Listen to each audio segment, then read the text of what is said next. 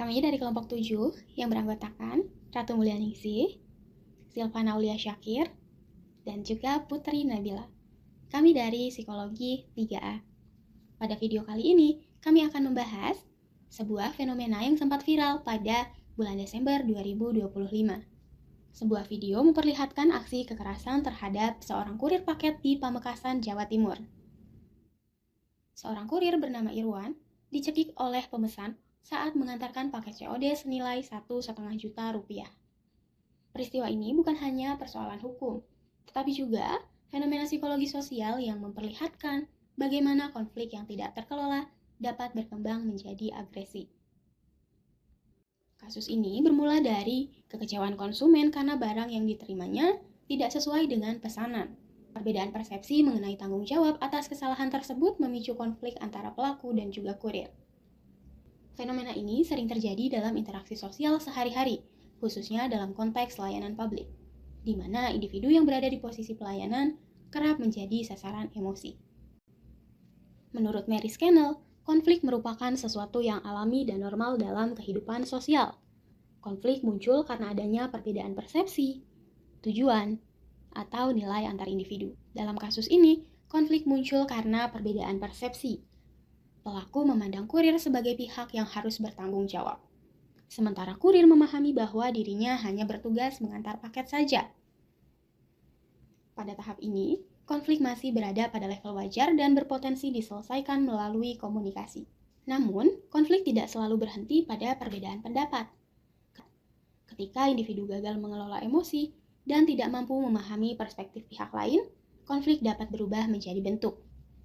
Disinilah konflik yang bersifat normal mulai bergeser menjadi perilaku yang destruktif. Menurut Atkinson, agresi adalah perilaku yang secara sengaja dimaksudkan untuk melukai orang lain, baik secara fisik maupun verbal. Tindakan mencekik yang dilakukan pelaku menunjukkan bahwa konflik yang awalnya bersifat psikologis telah berubah menjadi agresi fisik yang nyata. Agresi dalam konteks ini bukan hanya muncul secara spontan, melainkan sebagai hasil dari konflik yang tidak terselesaikan.